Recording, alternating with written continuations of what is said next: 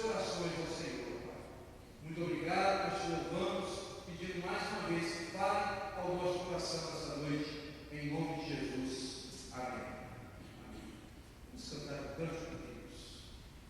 E o louvor e adoração ao nosso Deus é o hino 42 do nosso cenário. Hino 42, que contém o grande amor de Deus. A Deus temos glória por seu grande amor, o Filho bendito por nós todos Deus, e graça concede ao mais vil pecador, abrindo-lhe a porta de entrada no céu.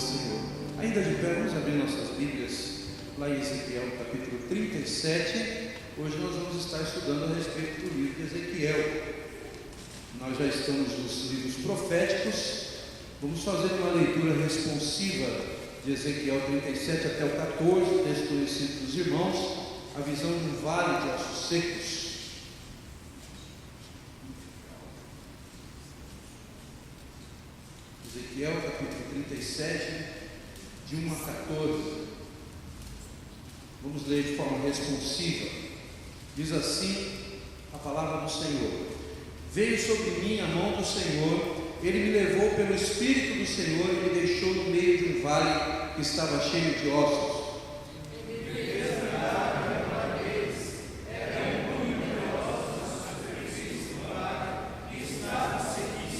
Então me perguntou o filho do homem: acaso poderão reviver esses ossos? Respondi: Senhor Deus, tu o sabes. Disse-lhe: profetiza a esses ossos e diz-lhes: ossos secos, ouvi a palavra do Senhor. Assim diz o Senhor Deus a estes ossos: Eis que farei entrar o Espírito em vós e vivereis.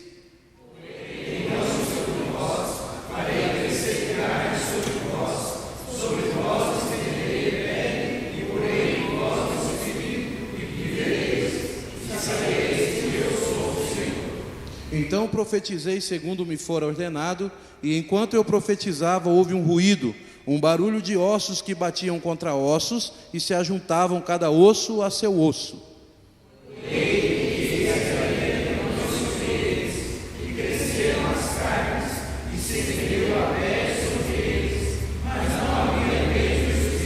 Então ele me disse: profetiza ao Espírito, profetiza, ó Filho do homem, e dize-lhe: assim diz o Senhor Deus: vem dos quatro ventos, ó Espírito, e assopra sobre esses mortos para que vivam. Profetizei como ele me ordenara, e o Espírito me ordenou eles, e viveram, se puseram em pé, um exército sobre modo numeroso. Então me disse: filho do homem, esses ossos são toda a casa de Israel. Eis que dizem: os nossos ossos se secaram, e pereceu a nossa esperança, estamos de todo exterminados. Portanto, profetiza e diz: assim diz o Senhor Deus: eis que abrirei a vossa sepultura, e vos farei sair dela ao ouvir, e vos trarei a terra de Israel. Sabereis que eu sou o Senhor quando eu abrir a vossa sepultura e vos fizer sair dela, ó povo meu. Em vós meu Espírito, e vivereis, e vos sabereis a vossa própria terra, e não sabereis que eu, o Senhor, disse isso e o que diz o Senhor. Louvado seja o Senhor pela sua palavra. Os nossos ossos estavam secos, nós estávamos sem esperança, sem Deus no mundo, estávamos perdidos nos nossos delitos e pecados, e o Senhor pôs o seu Espírito em nós, e nós então vivemos e nos tornamos um exército sobre modo numeroso, que é a igreja de nosso Senhor e Salvador Jesus. Esse texto é um texto profético que serve para aquele momento, falando de Israel e a sua volta do cativeiro para a terra, para Jerusalém, mas também serve para a igreja de Cristo, para que quando Jesus nos tirou do cativeiro do pecado e nos trouxe a salvação. Amém, queridos? Eu vou pedir para que nós tenhamos uma palavra ainda mais de oração, e logo após já iniciaremos o nosso estudo. Eu vou pedir para que o nosso irmão Diácono Domingos esteja elevando uma oração, intercedendo também por este momento. Pai Santo, te louvamos, Senhor, te bendizemos pelas tuas palavras, como podemos ter a certeza de que tu és um Deus, nosso Deus, todo-poderoso, que até mesmo dá vida a ossos. Queremos colocar nossas vidas em tuas mãos, para que o Senhor também renove nossas vidas, aumenta a nossa fé também, que possamos perseverar contigo nessa fé, aprimorando sempre na fé dos santos e também em santidade, aprimorando cada vez mais em ti. Abençoa esta palavra em nosso coração e que possamos cada vez mais, fortalecidos em ti, seguir sempre agradando a ti, obedecendo a ti nos teus mandamentos, nos teus preceitos, nos teus juízos. Abençoa o seu servo, reverendo Edward, e que possa, Pai, verdadeiramente estar inspirado pela tua palavra, vindo do teu trono, alcançar os nossos corações e edificar a tua igreja. Perdoa, Pai amado, os nossos pecados. Abençoa aqueles também que não puderam vir, aqueles que estão enfermos. Recupera, Senhor Deus, a sua saúde. Eu peço no nome de Jesus. Amém.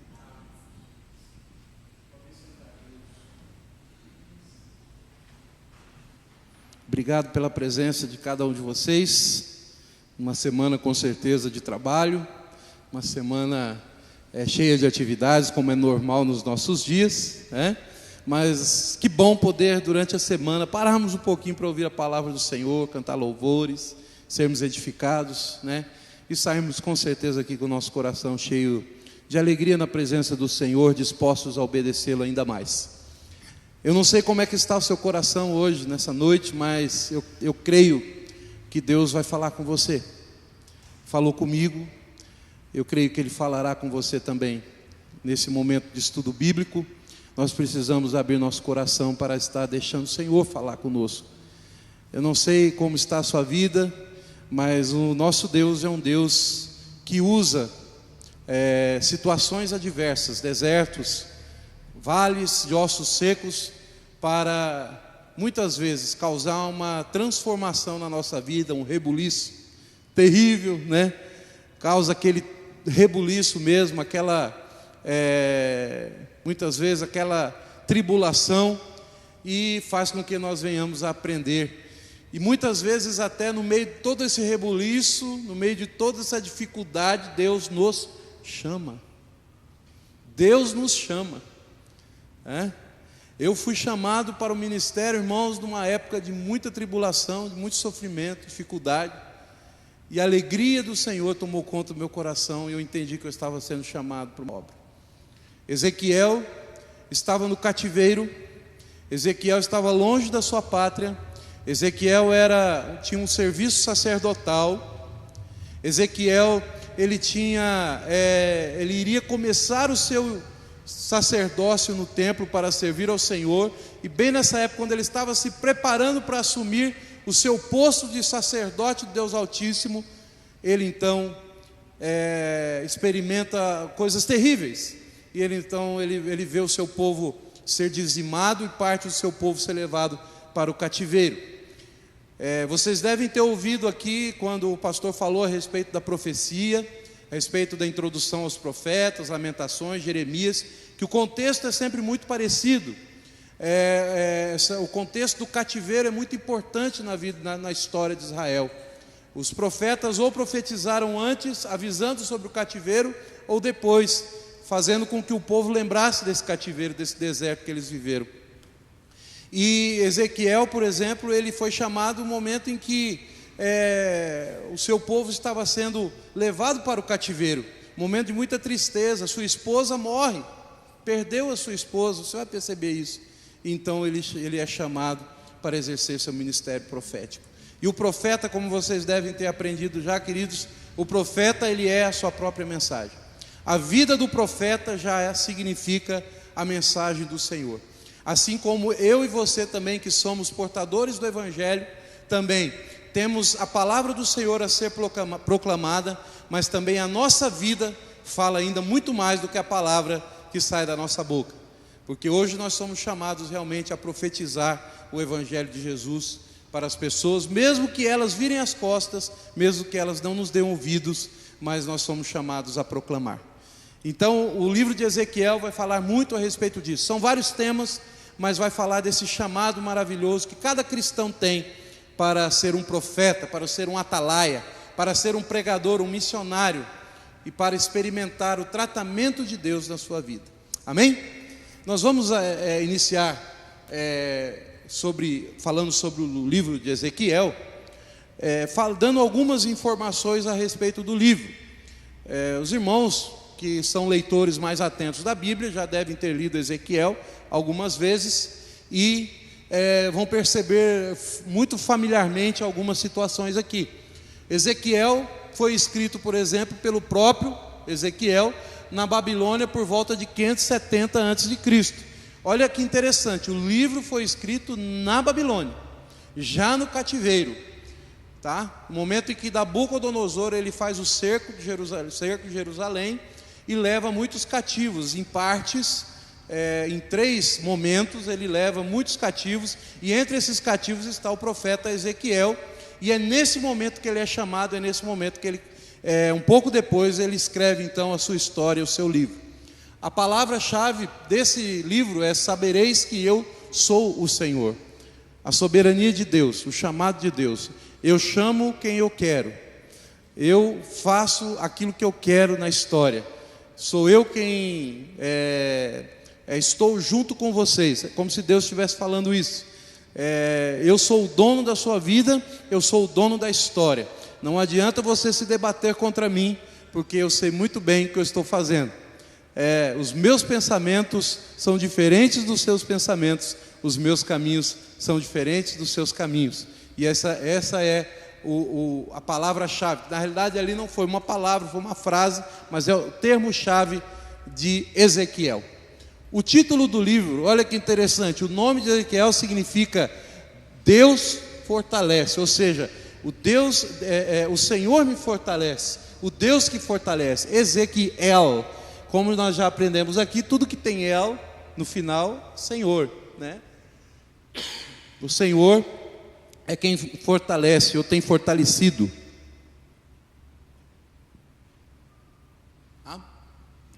E é interessante que Ezequiel, o nome de Ezequiel, ele não aparece em nenhum outro lugar no Velho Testamento ou Antigo Testamento.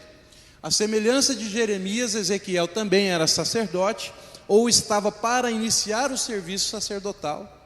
Estava para iniciar, ele era como se fosse um seminarista que estava prestes a assumir o ministério na casa do Senhor. Ele estava se preparando para isso, tá?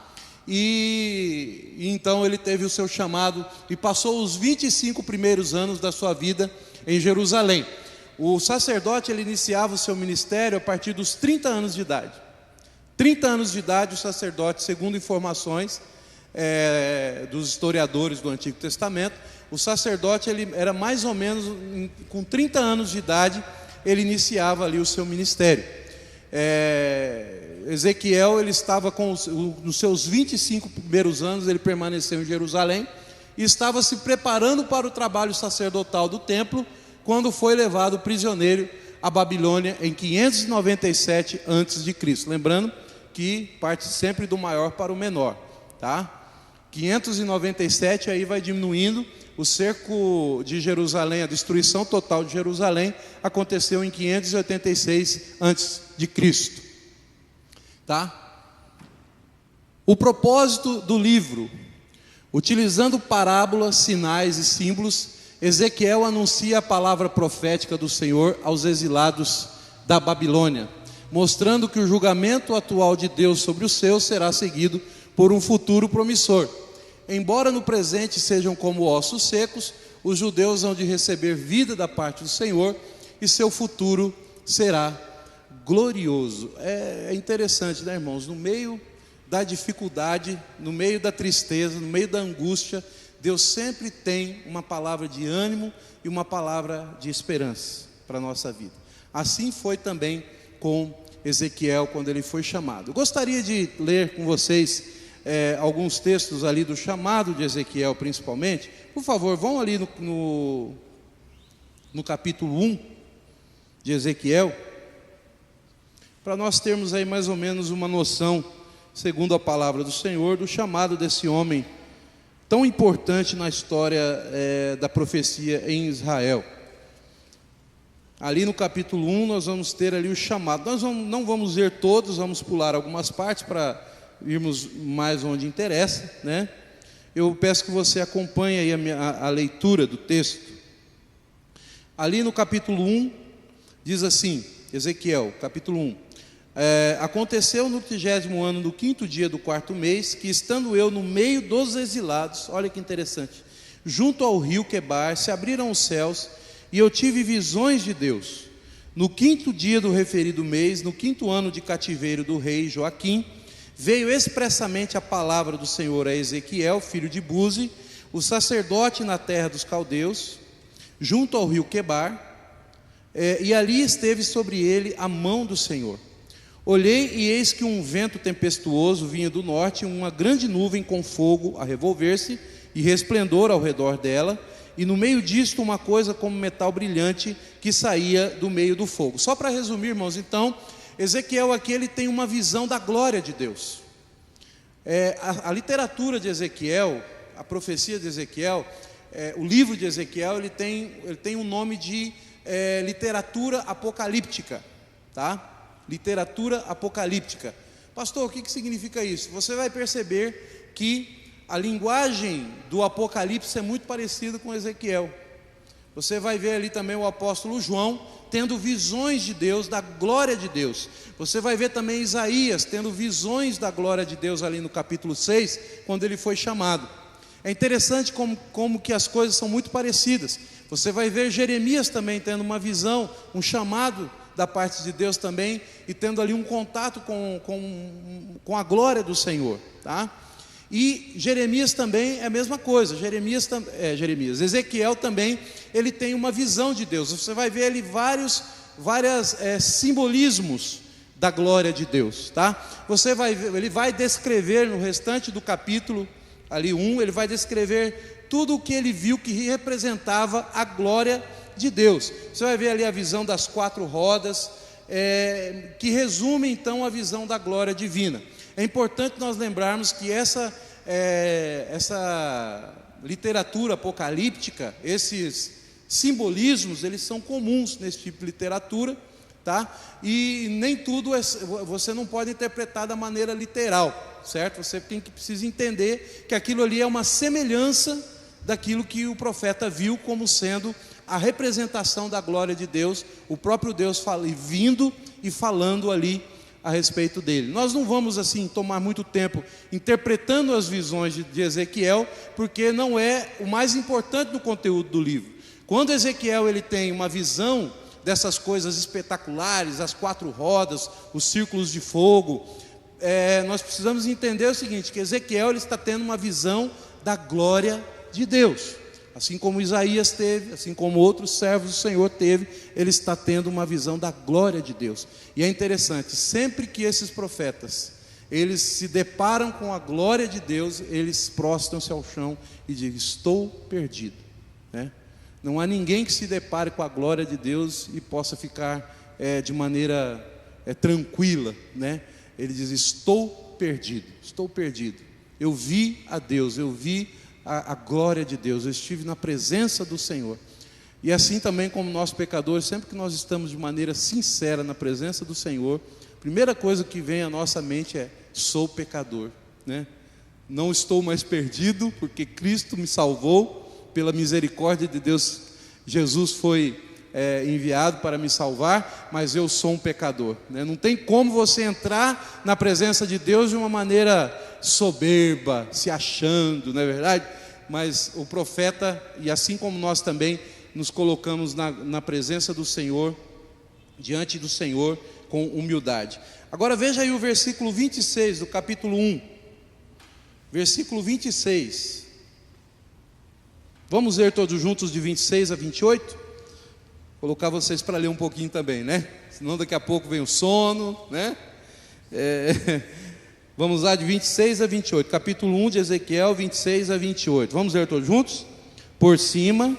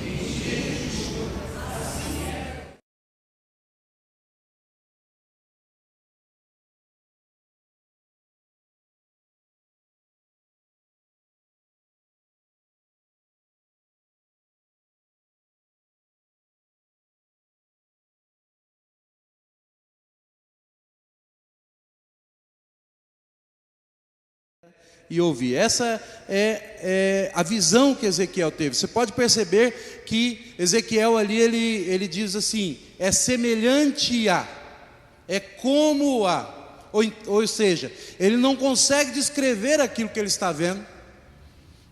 É uma coisa tão maravilhosa, que ele diz assim, é como se fosse um homem, é semelhante a um homem, uma coisa maravilhosa, esplendorosa, a glória de Deus, a linguagem do símbolo, a linguagem apocalíptica, não pode ser vista de maneira literal, mas como uma expressão da coisa maravilhosa que é a glória de Deus. E logo depois do capítulo 2 ele diz assim, esta voz me disse, filho do homem, põe-te em pé e falarei contigo.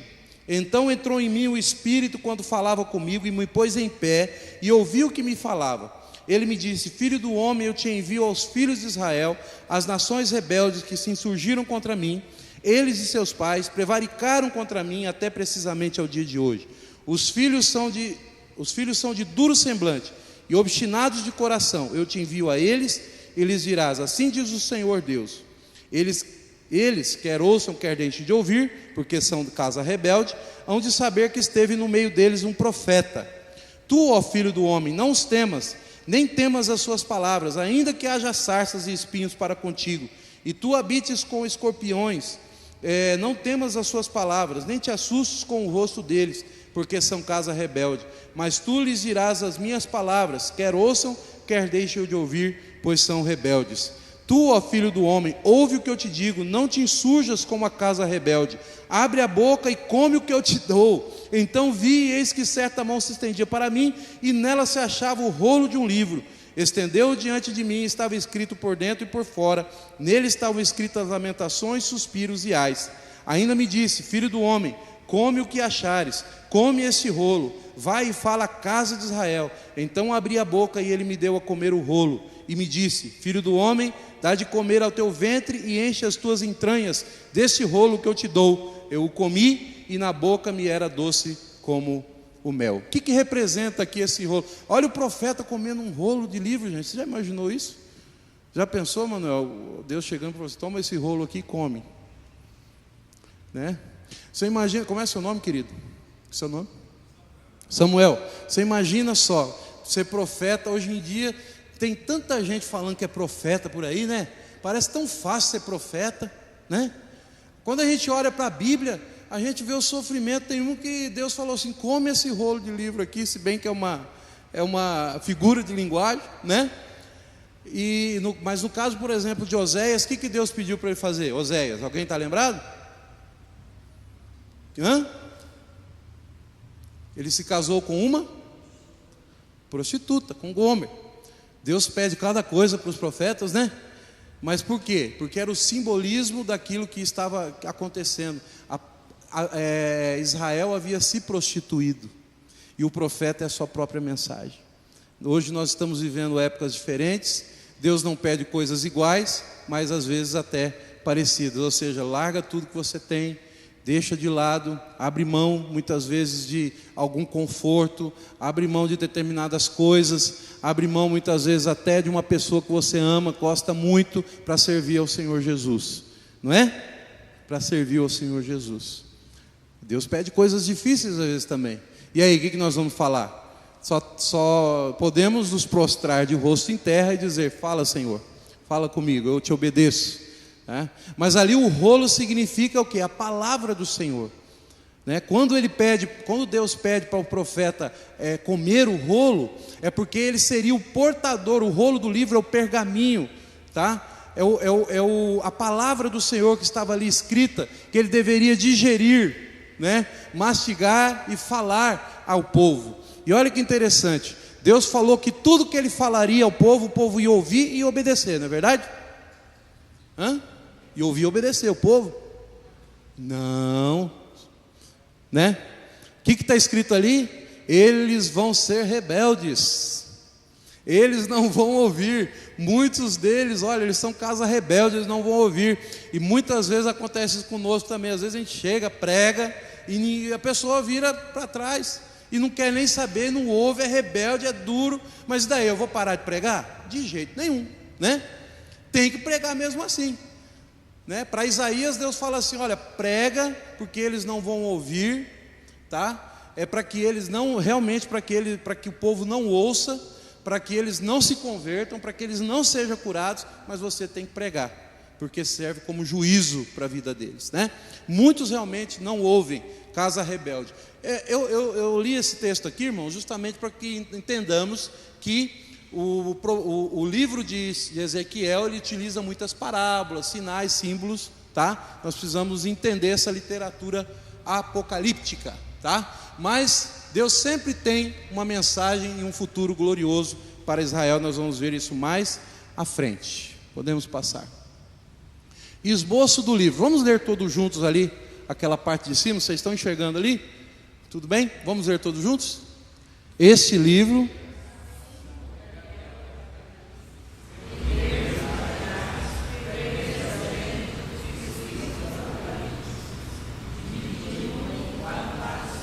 Vamos continuar, vamos lá. O chamado. Só um pouquinho, não precisa ler ali de 1 a 3, capítulos 4. Só vamos ler ali todos as 4 divisões. Vamos lá? O chamado.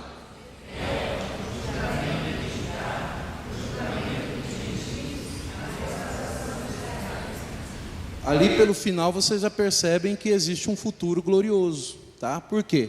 De 33 a 48, Deus vai falar assim: olha, eu vou levar vocês de volta, eu vou tirar vocês do cativeiro, tá? Não precisa ficar chorando aí, tá? Não precisa ficar se lamentando, não precisa ficar o resto da vida de vocês choramingando, porque existe uma promessa da minha parte para vocês, tá? Lá no capítulo 29 de Jeremias, que vocês já estudaram, Deus fala assim: construam casas, plantem pomares,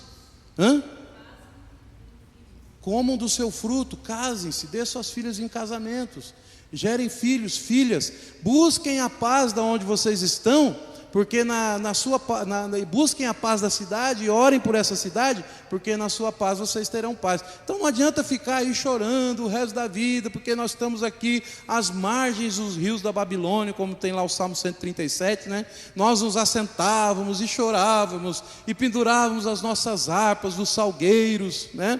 No Salmo 137, aquele chororô que não tem tamanho, né? Aí Deus chega e fala: vamos parar de chorar, construam casas, plantem pomares, comam do seu fruto, vivam o dia a dia e sejam bênção aí onde vocês estão, aí na Babilônia. E aí nós temos muitas pessoas, o próprio Ezequiel foi uma bênção, Daniel, Sadraque, Mesaque, Abednego, tudo ali na Babilônia. Depois mais à frente Neemias, Esdras, tudo durante o cativeiro, né? Então nós temos primeiramente ali o chamado de Ezequiel, que nós já lemos, de 1 a 3. Depois nós vamos ter ali o julgamento de Judá, nos capítulos 4 a 24, Deus falando o porquê que Judá estava sendo castigado, porquê que Judá estava no cativeiro, está ali de 4 a 24, e também o julgamento dos gentios, ou seja, o próprio povo que também estava levando cativo, também seria julgado também. Isso é muito comum lá também em Abacuque, não sei se vocês estão lembrados.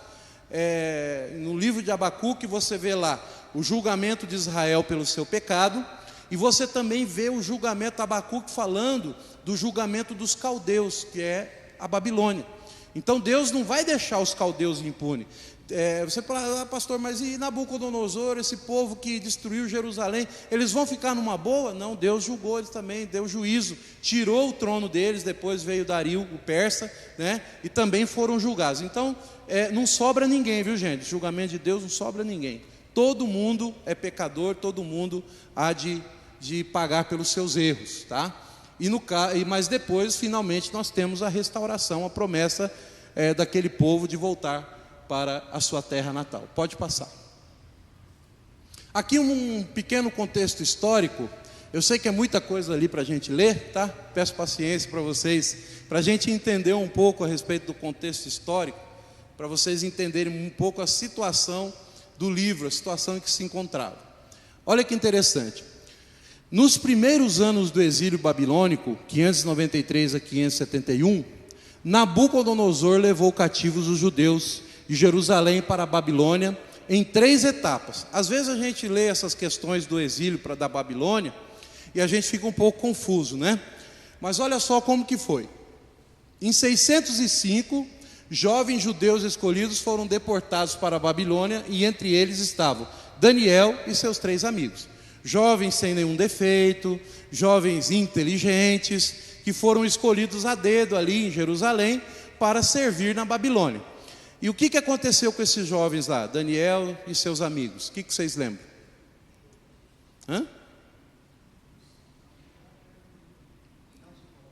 Não se corromperam diante do inimigo, né? Olha só que interessante, irmãos, não é porque nós estamos longe de casa que a gente precisa se corromper, né? Muitas vezes Deus tira a gente da zona de conforto justamente para a gente ser bênção. Tem muita gente que é tirado da zona de conforto e fala assim: agora também não quero saber mais desse Deus não, né? Não pode ser assim. Você vê que quantos de vocês, por exemplo, nunca imaginaram que estariam aqui em Dourados? Nunca imaginaram. Eu mesmo nunca imaginava que eu estaria aqui. Muitos de vocês, aí de repente, aí as pessoas falam pra gente assim, né, Milton? Não, rapaz, você vai lá para essa cidade, lá tem jacaré no meio da rua, né? Lá tem isso, tem aquilo, né? Santa ignorância, né? A gente sabe que poucos sabem que né, que Dourados é essa cidade belíssima, boa, que tem tudo, né, que tem estrutura, né, e muitos por falta de conhecimento e ignorância mesmo acabam pensando essas coisas, né. Mas me falaram para mim, falaram: rapaz, você vai lá, rapaz, vai andar no meio da rua lá, tem onça, tem jacaré, olha que bobagem, né. Mas eu nunca imaginava que Deus ia me trazer para cá, e foi a melhor coisa que aconteceu na minha vida, tá? E eu tenho certeza, de repente tem alguém aqui que está chegando agora aqui em Dourados. Tem alguém que está chegando agora aqui? Levanta a mão, por favor. Ah, mas Deus tem coisa boa para vocês, hein? Tenho certeza absoluta disso. Deus tem bênçãos maravilhosas preparadas para vocês, tá? Mas sejam como Daniel, como Sadraque, Mesaque e Abednego. Não se deixem levar pela cultura desse mundo, tá bom? Façam como Daniel.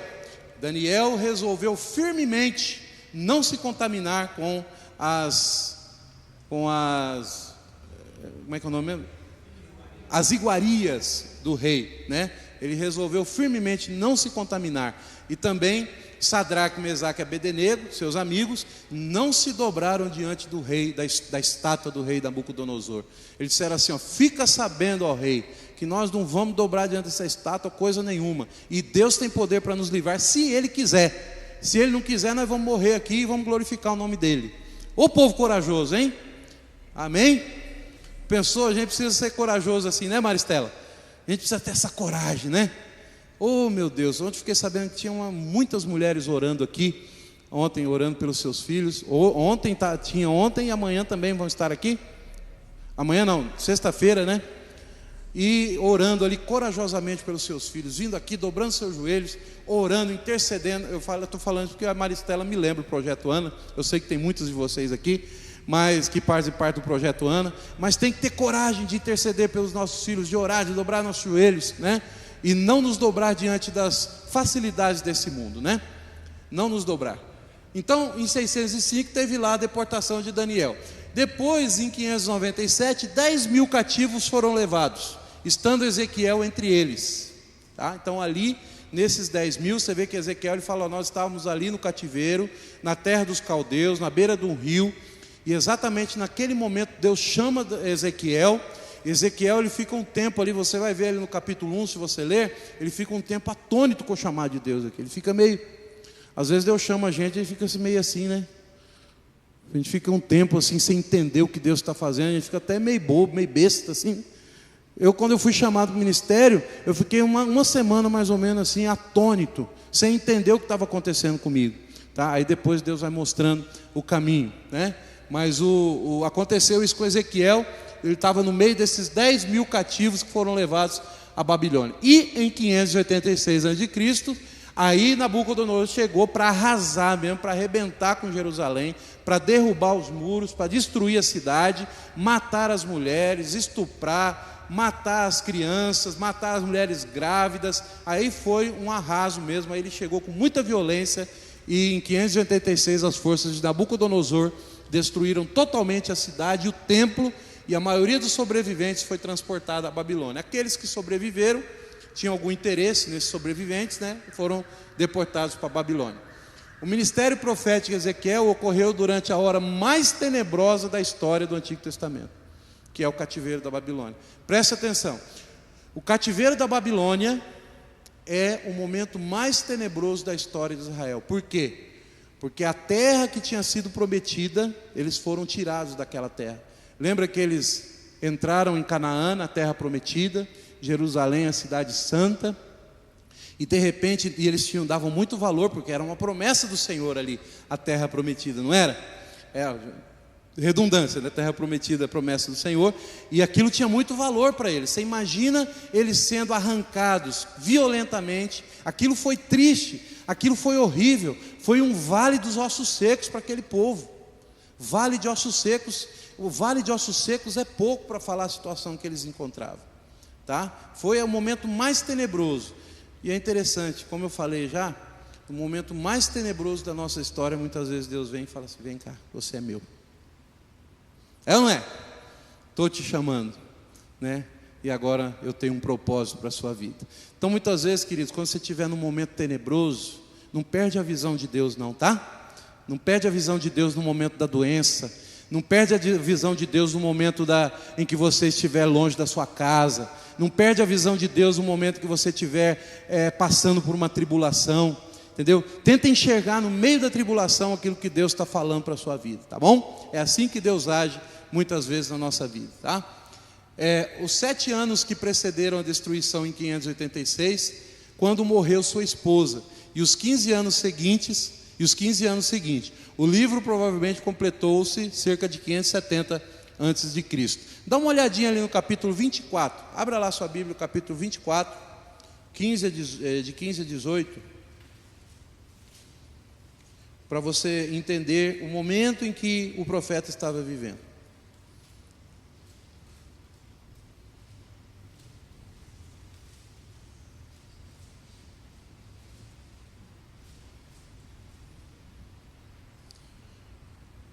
Capítulo 24, de 15 a 18.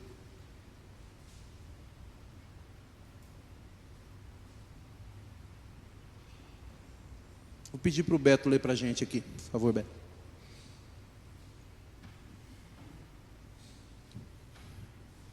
E veio a mim a palavra do Senhor, dizendo: Filho do homem, eis que as súbitas tirarei a delícia dos teus olhos, mas não lamentarás, nem chorarás, nem correrão as lágrimas. Geme em silêncio, não faça lamentações pelos mortos. Prende o teu turbante, mete as tuas sandálias nos pés, não cubras os bigodes e não comas o pão que te mandam. Falei ao povo pela manhã, e à tarde morreu minha mulher. Na manhã seguinte fiz segundo me havia sido mandado. Difícil, né? Muito difícil, né, irmãos? A gente vê o profeta escrever assim, né? Diz assim, à tarde morreu minha mulher e fiz segundo aquilo que havia mandado, né? Continuamente, é claro, né? Dá a impressão que, não foi nada, Deus levou minha mulher e tal. Mas você imagina o sofrimento que ele passou aqui. Isso aqui tem um intervalo de tempo, né? O profeta, ele está contando uma história, ele está escrevendo uma história, né? Mas você imagina o sofrimento de um profeta que foi chamado. Nenhum profeta quer ser chamado, essa é a grande verdade, né? É igual como o Abelardo falou, a gente não quer ir para onde Deus está mandando a gente, na grande maioria das vezes, né? A gente não quer ir para onde Deus está mandando a gente.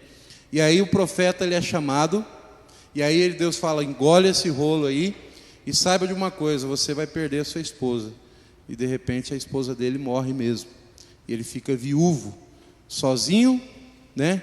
No meio de um povo idólatra, é o povo da Babilônia, no meio de um povo rebelde, que são os seus companheiros de cativeiro, agora viúvo, né?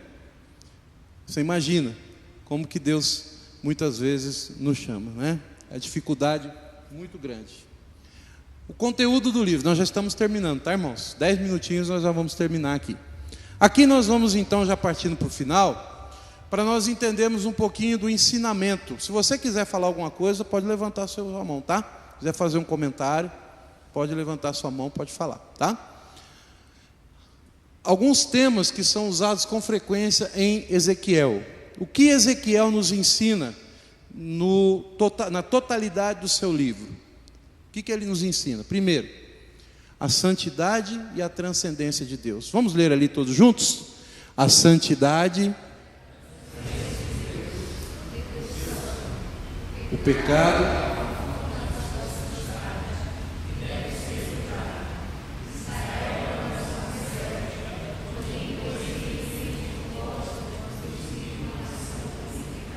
ali na verdade está escrito Deus Santo ali, Deus é santo, tá? É o erro de digitação, tá bom? Deus é santo, tá bom?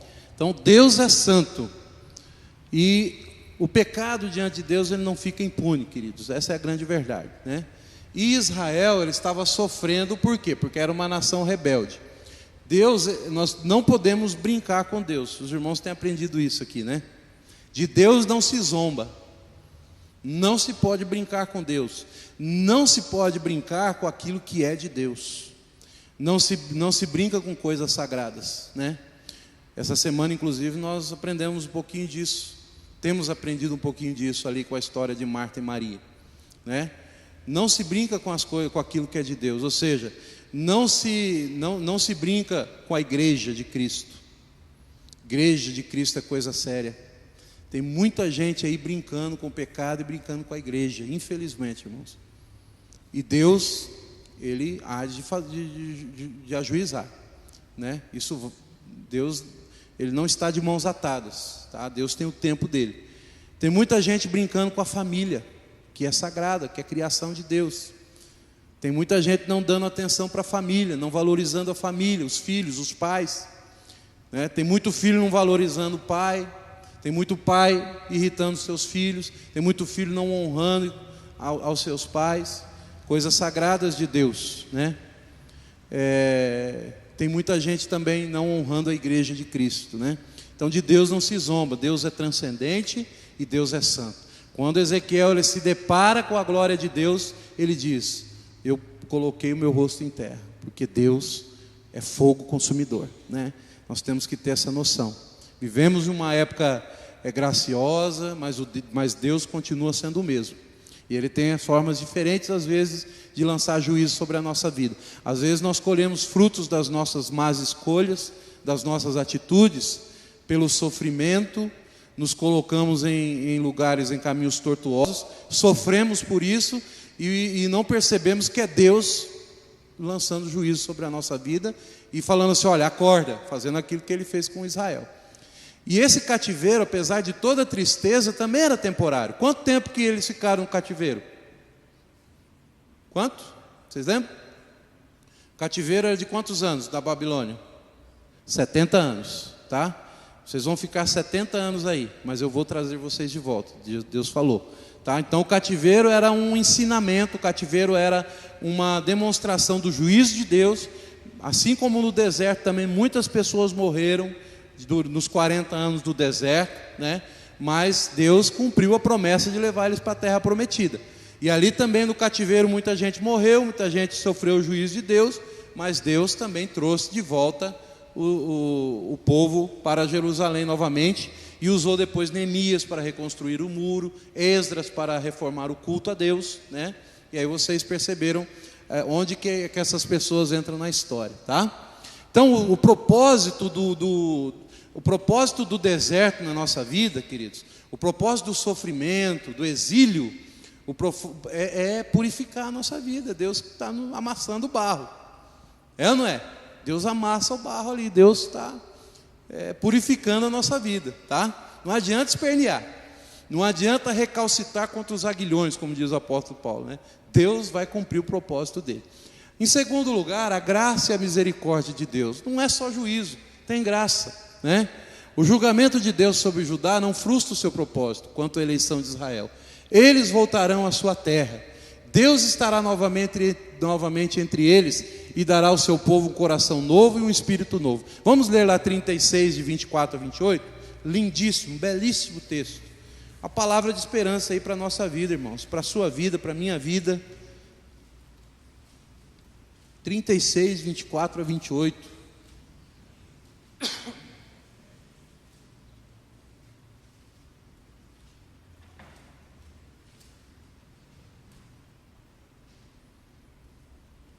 Vamos ver todos juntos?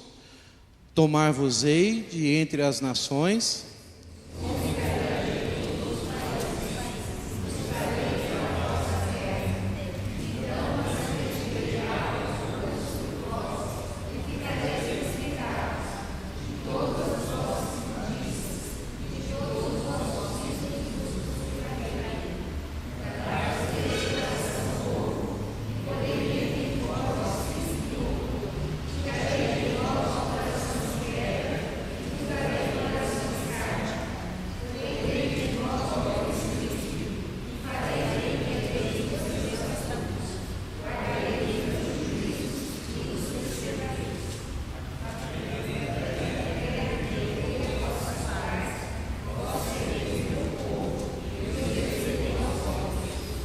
É de chorar, né? Que texto maravilhoso, né, irmãos? Que esperança que nos traz a palavra do Senhor. Eu estava lendo aqui com vocês, aqui, eu fiquei emocionado, né? Porque foi o que Deus fez na minha vida, né? Deus trocou meu coração, Deus trocou o nosso coração, Deus purificou a nossa vida pelo sangue de Cristo, né? E hoje, apesar de pecadores, sabemos que temos um advogado, sabemos que não podemos brincar com o Senhor, mas sempre Deus, Ele jamais despreza o coração quebrantado, contrito diante dEle, né? Sempre existe um momento de nós estarmos pedindo perdão, nos consertando com o Senhor, tá? Então Deus, o seu castigo não é para sempre, né? Outra coisa importante aí, nós como presbiterianos gostamos muito disso, né, Milton? Hein, Milton? Nós como presbiterianos gostamos muito disso. A soberania de Deus está na Bíblia toda, né? A soberania de Deus, né? Deus dirige as nações e o destino não só de Israel, mas também de todas as demais nações. As palavras que Deus proferiu através do profeta se cumprirão. Deus está no controle da nossa vida, Ele sabe muito bem o que Ele está fazendo. A nós cabe apenas entender que Ele é Deus, né? Ele é Deus, Ele é soberano, Ele faz aquilo que Ele quiser quando Ele quiser. E por último, a responsabilidade individual. O exílio tinha acontecido em parte como resultado da culpa acumulada por gerações de israelitas que tinham se rebelado contra Deus e sua lei. Isso aconteceu lá no período principalmente dos reis de Israel.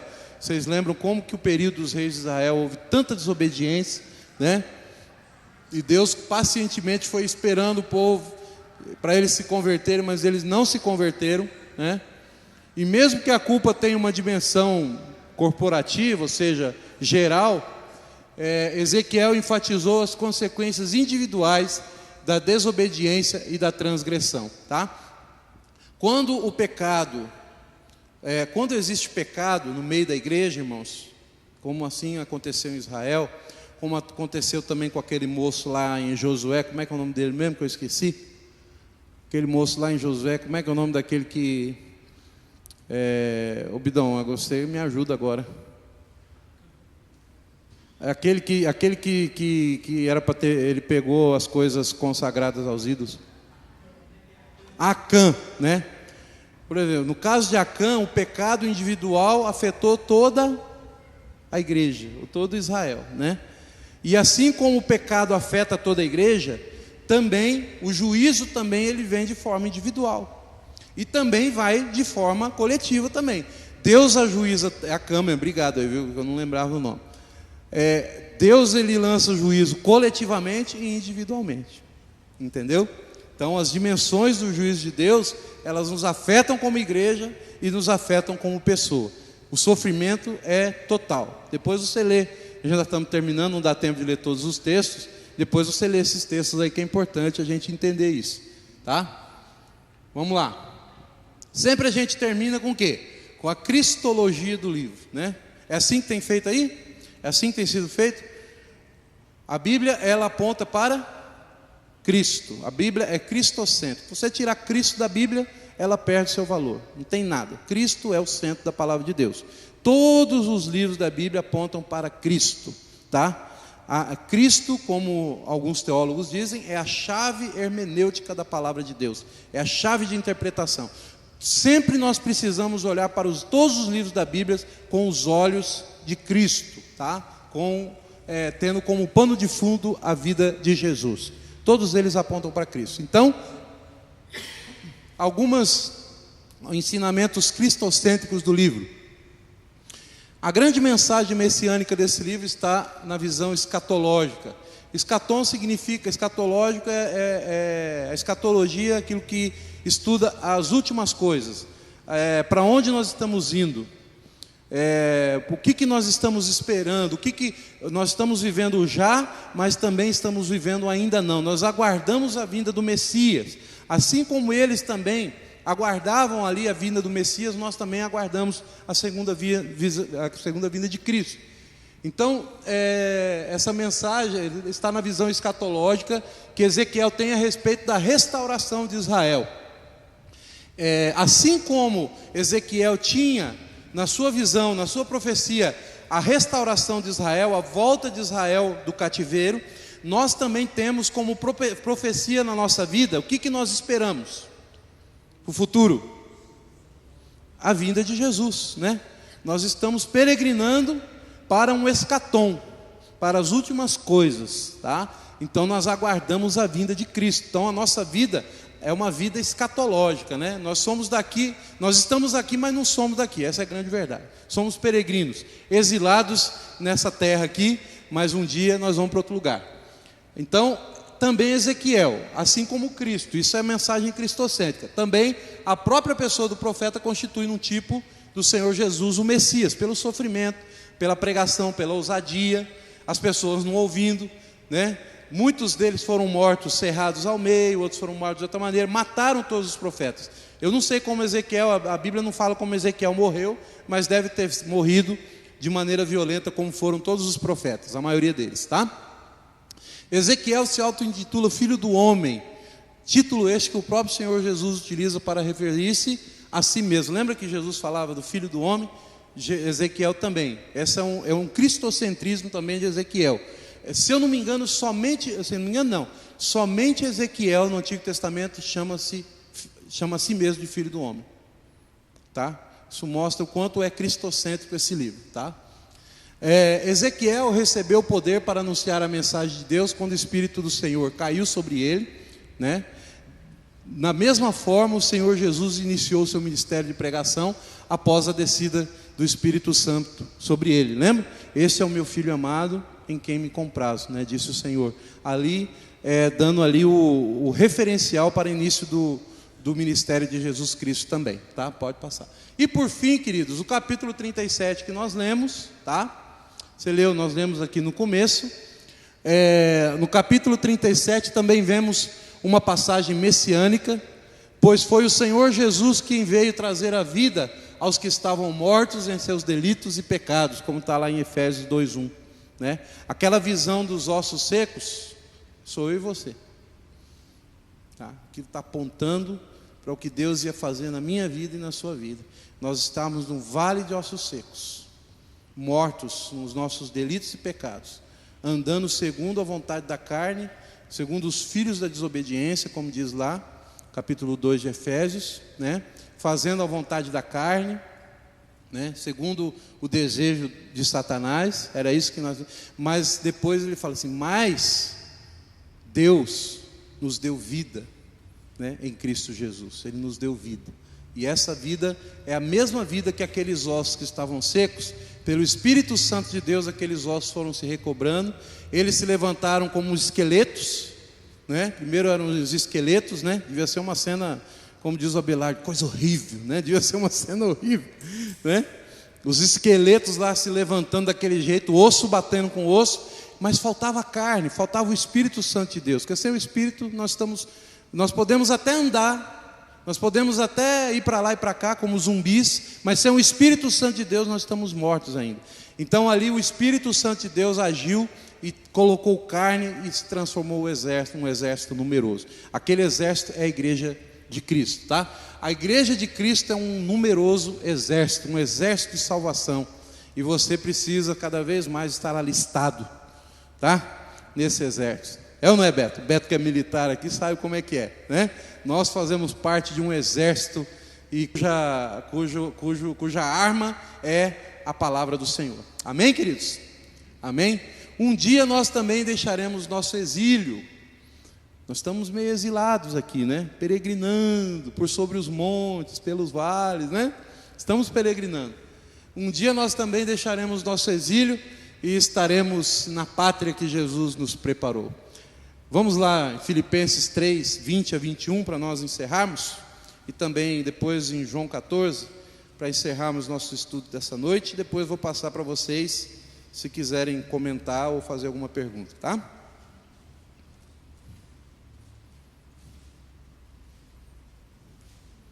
Filipenses 3, 20 e 21, é isso? Eu falei? Deixa eu achar aqui também para ler com vocês aí. Vamos ler todos juntos? Pois a nossa pátria está nos céus, de onde também aguardamos o Salvador, o Senhor Jesus Cristo, o qual transformará o nosso corpo de humilhação para ser igual ao corpo da sua glória, segundo a eficácia do poder que Ele tem de até subordinar a si todas as coisas. Amém. Essa é uma mensagem escatológica, né, irmãos? É isso que nós aguardamos. E lá em João 14, não precisa abrir lá em João 14 não, mas João 14 ele diz: não se turbe o vosso coração, né? Crede em Deus, crede também em mim. Na casa de meu pai há muitas moradas. Vou preparar um lugar para vocês, tá? Vou preparar um lugar. Ele já preparou e nós vamos para lá um dia. Nós vamos ser uma família só. Amém? Alguma pergunta, alguma colocação dos irmãos?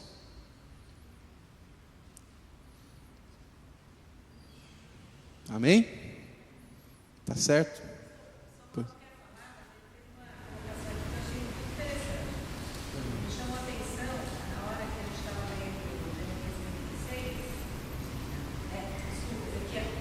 Ezequiel, quando eu estava lendo Ezequiel 36, né? me chamou a atenção para essa passagem, um pouquinho antes de eu falar sobre a soberania, me chamou a atenção desse trecho aqui em 27, 36 e 27. Porém, ele gosta do Espírito e farei também os meus estatutos. O verbo farei, Deus é que faz. Então, ele falou isso, acho que muito propício. Que é Deus é que faz. A soberania de Deus também se expressa aqui. O verbo farei. Farei. Eu que vou fazer você dar os estatutos. Não é você que acha que vai conseguir sozinho. Eu tinha acabado de me falar isso, mas você continuou comentando a soberania de Deus. Eu até falei para ele comentar e ele Muito bom. só estou fazendo Fez muito bem. Como disse Jesus a Pedro, né? Não estou querendo me comparar, que não foi carne nem sangue que te revelou, né? Mas o Espírito de Deus. O fazer, né? O entender que Deus é quem faz a obra. E, tipo, não vou mandar fazer, eu farei, né? Eu farei. E quando Deus faz, não tem ninguém que impede. Agindo Deus, quem impedirá, né? Esse verbo farei, você colocou muito bem, tá? Ele é uma demonstração. Porei em vós o meu espírito. Também, ele usa isso também. Eu esqueci seu nome, perdoa. Sandra, né? Quando ele diz assim: farei uma aliança entre mim e ti. Ele não diz assim: eu não vou perguntar para você se você quer fazer uma aliança comigo, né? Ô Beto, você quer fazer uma aliança comigo? Olha, eu te ofereço isso, isso e isso. Não. Deus fala assim: eu farei uma aliança com você, e não vai ter ninguém que vai tirar você da minha mão. Essa é a grande verdade, né? E nós cremos nessa soberania, né? Se nós formos ainda mais longe, nós vamos dizer que essa aliança, ela foi feita antes da fundação do mundo. Antes da fundação do mundo. Não me peçam para explicar isso, porque humanamente falando é muito difícil, mas é o que a Bíblia diz. Que ele diz assim: eu faço, eu fiz e eu farei. Eu vou chamar aquele povo que é meu, e eu vou continuar. E você vê que na história do povo de Israel, Deus sempre está tendo seu remanescente, né? E você pode ver na história da nossa vida também, o quanto nós tentamos fugir de Deus. É ou não é? O quanto nós tentamos sair do farei de Deus, não é verdade? Né, Sandra? O tanto que nós tentamos fugir do farei de Deus. E Deus fala: não, eu vou fazer e você é meu. Eu não vou deixar ninguém lançar você fora, né? E ninguém vai tirar vocês das minhas mãos. Isso é soberania de um Deus que é todo poderoso, tá? Amém, queridos? Obrigado aí pela participação de vocês, tá? Que Deus abençoe. Vamos ficar de pé, encerrar nessa noite o nosso estudo. Nós vamos estar elevando uma oração. Vou pedir para a Bia estar orando aqui, encerrando esse momento. Pai amado, Pai querido, muito obrigado, Senhor, por essa palavra hoje aqui dita a nós, Senhor. Como Tua palavra bem disse, Senhor, nós somos o Teu povo.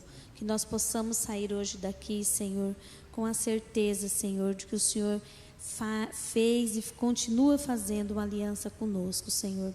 Nos leve em paz para a nossa casa, Senhor. Nos deu uma noite de descanso, nos deu um feriado também, Senhor, tranquilo, calmo, Senhor. Aqueles irmãos que estão viajando, Senhor, que o Senhor esteja abençoando, leva-os em paz. Os jovens, Senhor, esteja com eles também, Senhor. Assim, Senhor, nós agradecemos, Senhor, por mais essa noite, Senhor, e nos rendemos aos teus pés, Senhor, onde há o lugar onde temos que estar e permanecer, Senhor. Perdoa os meus pecados, em nome do teu Filho amado Jesus. Amém. Alguém quer dar algum aviso? Que eu, assim, às vezes eu fico meio por fora das programações, tá? Eu sei que hoje, 10 horas da noite, se você quiser, está convidado, nós teremos uma vigília. A partir das 10, se você quer orar com a gente lá na congregação, nós estaremos lá, tá bom? Tem mais algum aviso? Ah, sim, tem alguma visita pela primeira vez aqui? Vocês dois aí, né? Eu vou ver o nome de novo, tá? Que eu já esqueci. Isso. Vinícius, tá? Que Deus abençoe, querido. E o Samuel, né? Samuel e Vinícius, né? Vocês são... Ah, sim, também aqui. Seu nome, querido? Jamil. Isso? Jamil, Vinícius e Samuel. São da família, né? Ótimo. Obrigado aí pela presença de vocês, tá? Que Deus abençoe, em nome de Jesus. Creio que são eles. Você é a segunda vez? Primeira vez? Terceira, né? A filha ali do casal aqui. Mas é Ana, né? Ana Paula, né?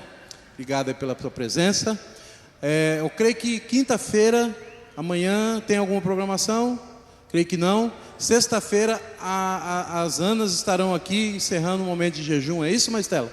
Aqui na oração, na reunião de oração da manhã, né? Às 7h15 da manhã, o Ministério Ana, né, de oração pelos filhos, estará encerrando o jejum aqui na igreja na sexta-feira de manhã. E com certeza depois tem aquele café da manhã gostoso, né? Aquela coisa toda. Falaram para mim que está sobrando comida depois que eu fui lá para a congregação, mas é maldade, né, gente? É muita maldade isso aí, não pode fazer isso, pastor, não. Obrigado, que Deus abençoe vocês, em nome de Jesus. Eu vou lá na frente para dar um abraço em vocês.